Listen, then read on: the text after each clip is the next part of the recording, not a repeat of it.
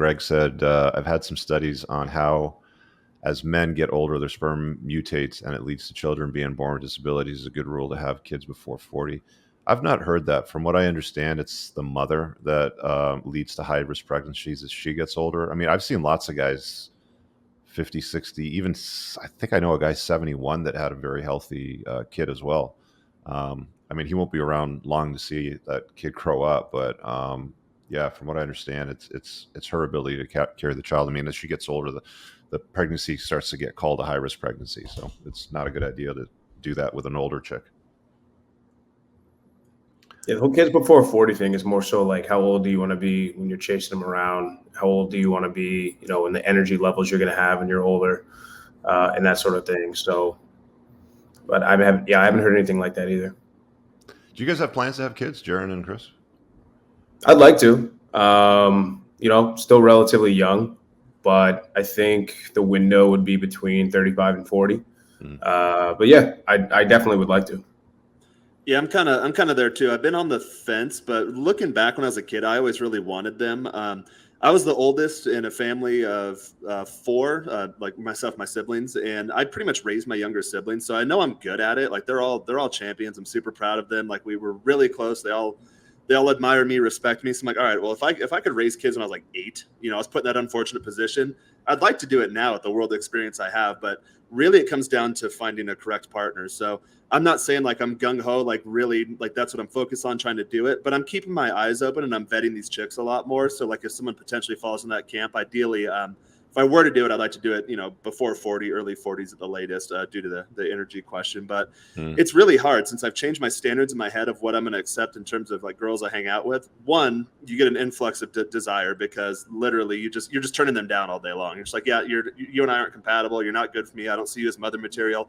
Women don't like being told that. We've discussed this in the group many times, but yeah, they really put on the act once you. I'm not mean about it. I'm just like, hey, you and I have different philosophies, different ways we view life, and different things we want, and the different ways we go about it. We're just not compatible for anything long term. But hey, in the meantime, you can have fun, hook up, and hang out and all that good stuff. But so yeah, for me, it's really a question of if the right person comes along. I'm not going to announce I'm looking for them, but I'll keep my eyes open. And if someone comes along, then yeah, ideally, I'd like to have kids too.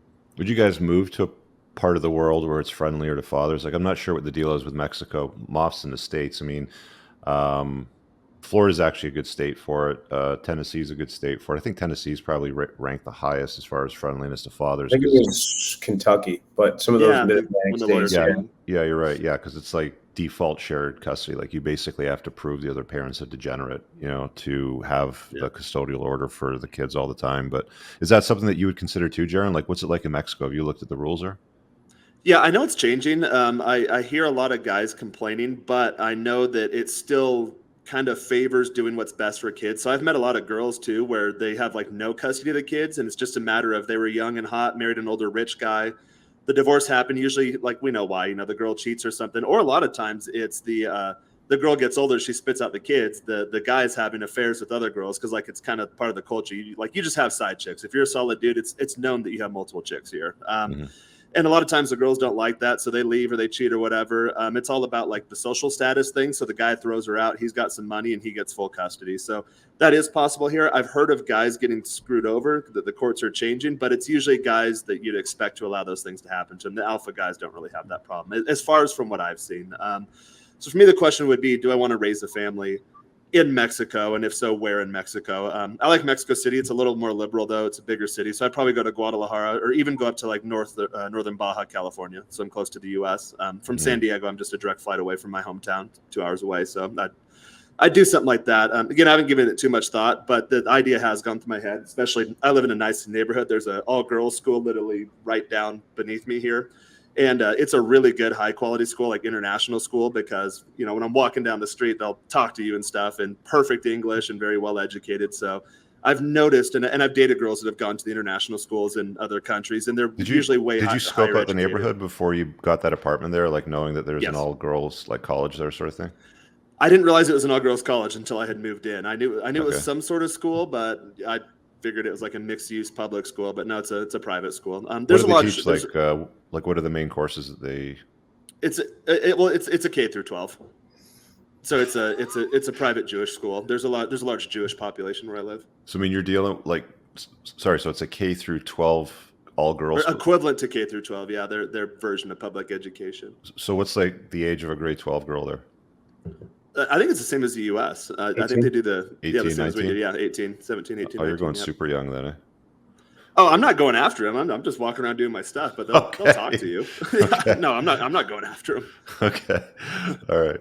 50, I saw you unmute yourself there. Do you have some? Yeah, I just wanted to know what the Mexican phrase for side chick was from Jaron. That's all.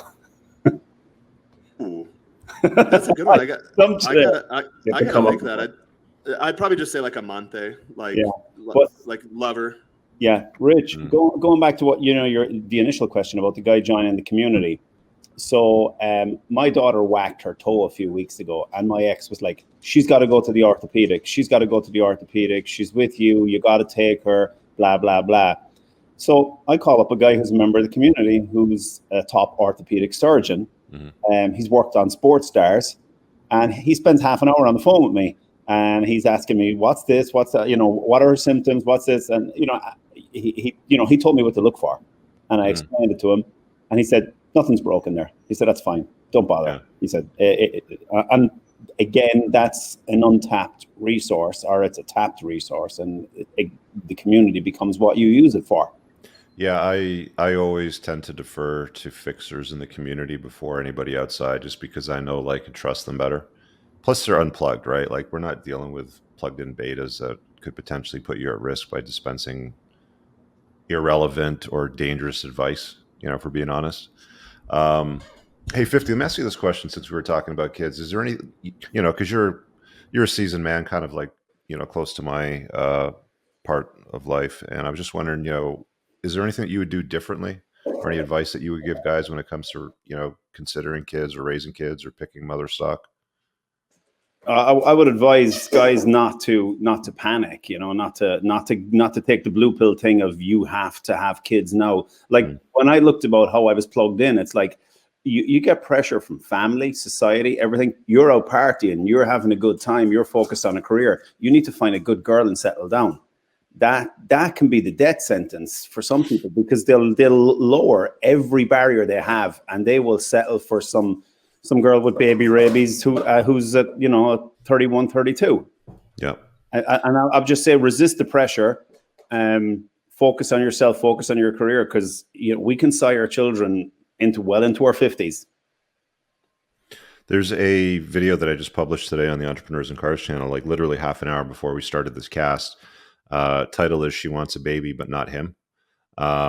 You should go watch that, because it's relevant to exactly what we're talking about. What 50 just said, essentially, is a lot of guys, the TLDR version of that video is she's 38, he's 38, she doesn't love him but wants to have babies, and he is her only and last chance. And you'd be surprised how many guys get into long-term relationships, marriages, cohabitation type styles, and have kids with women that aren't enthusiastic about them, that end very, very badly. I've seen the movie dozens and dozens of times. And that's a figure of speech. There's no movie out there like that. But what I'm saying is, I've talked to so many guys that have gone through that so many times. It's like, it always ends the same way. When she has the kids and then she realizes that she's still not in love with him and nothing has changed. In fact, maybe she's become more distant. That's when she's like, well, I think I'm going to get divorced now and go find my Chad, and I've got my kids, so that's out of the way. And she leaves him and takes half of his shit, and he rarely, if ever, sees the kid. So it's like something you have to be very, very aware of, right? I don't think his kids. Oh, go ahead. No, it'll be short. I don't think men realize how they will adjust their standards when they have baby rabies, what they will put up with. They will do absolutely everything to everything. They will become a different person. Sorry, Jared, you're going to say something? Go. Yeah, and I'm actually bringing up another point too. We've been talking about in the community lately how the term of like a female loser. So I think a lot of times the pressure that women get is because around them, like their own moms, their own sisters, their own girlfriends, especially, they're a lot of times their followers. So they see all of their female sphere of influence going down this road, and they're like, oh my God, what about me? And they feel as though they're less than if they don't do it. It doesn't necessarily mean they want them. Although, there is that biological clock that's ticking, but you have to be really careful, guys, too, especially when you're in your later 30s, or even dating, marrying, trying to have kids with chicks over 30s. One, not only the health thing, like her, the eggs are getting older. There are higher likelihood of having issues with that. But also too, a lot of times the kid's not going to be yours. And I know, what's the study? It's like 1/3 of babies born in the US are not from the dad that they think they are. And The problem, I know there's guys in the community that like do the bull thing, like yeah, big black in Canada. And there's yeah, been girls I've dated before where like everything's going really well. We're not using birth control, and all of a sudden she ghosts me. Months later, I see a post like, "Oh, I'm pregnant." I'm just like, you can do the math in your head. In fact, there's a couple where I'm like, I'm pretty sure like that times up just about right. And then there's girls that I dated in college, same kind of thing. All of a sudden they ghost me, and I'm like, "Oh, you're married the whole fucking time? What the hell?" And then you see the post yeah. on Facebook, you're like, "Oh yeah." 4 of your kids, like you have 4 kids, 3 of them look like they're white trash. One of them clearly looks like me. So like, you got to be really careful. And it's not me boasting. It's very common. It's extremely common. It's difficult to assess the real numbers when it comes to paternity fraud. I talked about it in my book in at least a couple of the chapters, and I spent some time in it, definitely in one of the chapters for sure. But it's nearly impossible to get accurate data because paternity fraud is deceptive. And if you think you're going to get, you know, real volunteer information from women, deceiving fathers into becoming fathers, and you're sadly mistaken. Now there was an interesting study that I came across that was very difficult to find. Actually, it was suppressed. I found it in a link to a forum somewhere. It didn't even show up on a Google search. But it was an old Toronto Star article where there was a school somewhere in the UK, I think from your neck of the woods, 50, where they had asked the kids to do a family tree. And without screwing up the details, because I don't recall them that specific, because it was 2.5 years ago that I wrote this, but essentially they found out after all the kids came back and they started to collect the data that about a third of the kids in the classroom found out that their fathers weren't their fathers. So they weren't allowed to do this exercise anymore because it was too harmful to the children. But I think it's safe to estimate somewhere in the low end around 10%, and probably maybe on the higher end around 20% of kids that are born to men today, they're not the fathers. She's deceived him into believing that he is, and he takes ownership for it. One of the interesting things that I found as well is that, and I didn't put this in the book, is that children when they're born look identical to their fathers, to their biological father. So I have a picture, and I didn't, do this intentionally, but this was like, quite a while ago. But when my daughter was born, there's a picture in the hospital because her eyes are all closed, and they don't have any hair on their head, sort of thing. So they kind of look like you, when you're balding or you shave your head. So I took a picture of her face, beside my face, and the structure of the eyebrows, the nose, everything looks identical, and it was shocking. But as they get older and they start to develop and they go through, like all the growth spurts, they start to look obviously, more like a female and their mother, sort of thing. But yeah, it's like a safety mechanism I think nature puts in place, because they want to reduce the rates of infanticide, right? Because in nature, generally speaking, I mean, if you look at a lot of wildlife, like I know lions do this, when they take over pride, like even hippos do this, zebras do this, when they take over the alpha role, if there's any newborns, calves, cubs or whatever, they actually kill them, because it puts the females into estrus so that they, go back in ovulation cycles, and then they can start, having their own kids, their own offspring with those animals. So it's not that uncommon, actually.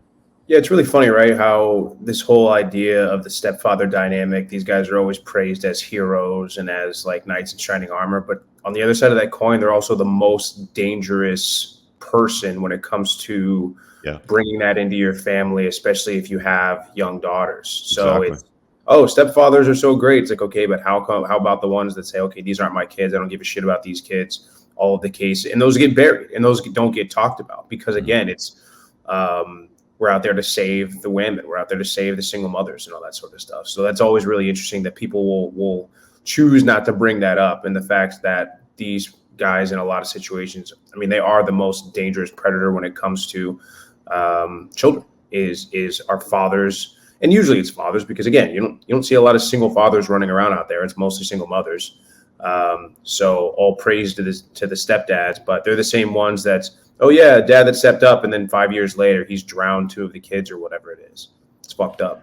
It's also the number one search for term, I think, on the adult video sites, which you should be telling. Which is what, cuckoldry? Stepdad, stepdaughter type genres. Yeah, that's a sort of genre that Sterling does, from what I recall. That's what he kind of specializes in, is the stepdad sort of role. Yeah, but buddy, he used to sell ads on those platforms. He's like, bro, it's stepdaughter, stepdad, all day long. Yeah, it's bizarre, but it's like, it's one of the problems with society today is like, men are now praised for being the father that stepped up, so to speak. There's even t-shirts, made about stepdads, stepping up, and you see these like celebration videos where it's like, there's official adoption paper and he's sitting at the table, he's like fat and destroyed sort of thing, and some like 17-year-old like hands him the sort of thing, and she's like, yes, I've been adopted by you, and he's like, oh yeah, I've adopted DNA that's not mine, sort of thing. Like, let's celebrate. But yeah, celebrate for the woman. She wins. She gets everything she wants. I think what's a really interesting conversation, to go back really quick about, the pool of women for mother stock and things like that. There seems to be two schools of thought, where some guys will talk about, look, like, you can do whatever you want if your value is high enough, and if you're not finding women that are so for me specifically, people want to always kind of rag on me by when I say, yeah, I'm probably not going to get married, most likely, but I'd still like to have kids. Well, good luck trying to find a woman that'll have your kids and not marry you. And it's like, well, first of all, kids are born out of wedlock literally every day, so that's dumb. But two, I'm not discounting the fact that the pool may be smaller of women that are willing to do that. So the two options are, it's like, okay, cool. Well, then just build your value higher, where a woman will be essentially not making a rule for a beta, she'll be breaking a rule for an alpha. But we also have guys in the community that will say, no matter how high your value is, there is an ever shrinking pool of sort of, and to Chris's question in the chat, quote unquote, good women out there. So does that just come from, maybe you're not experiencing because your value is not high enough? Maybe this woman will be monkey branch to you, not away. So that's something I think is a really interesting conversation. Is it about the pool of women? Does it get wider as you get better, or is it a static pool of it doesn't matter because that's the way they're raised and that's the way that they live their life?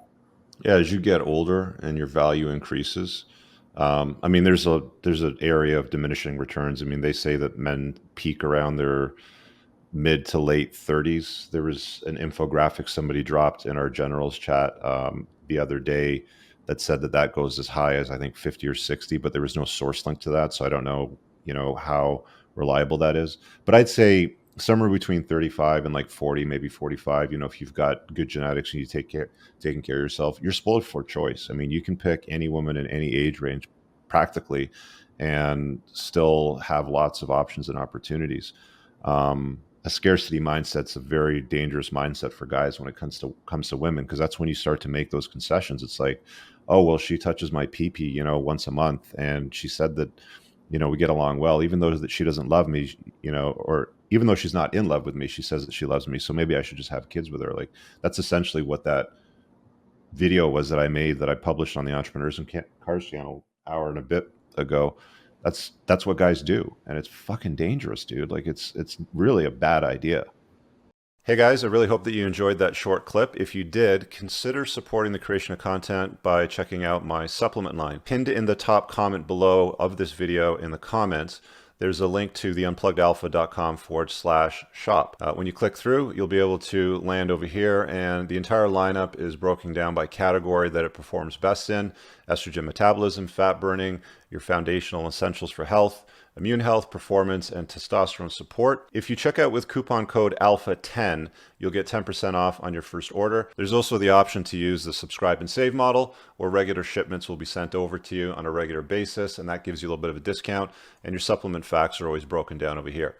Thanks for watching. I hope you guys have an awesome day. And again, check out that link. It's pinned in the top comment below in this video. Peace out.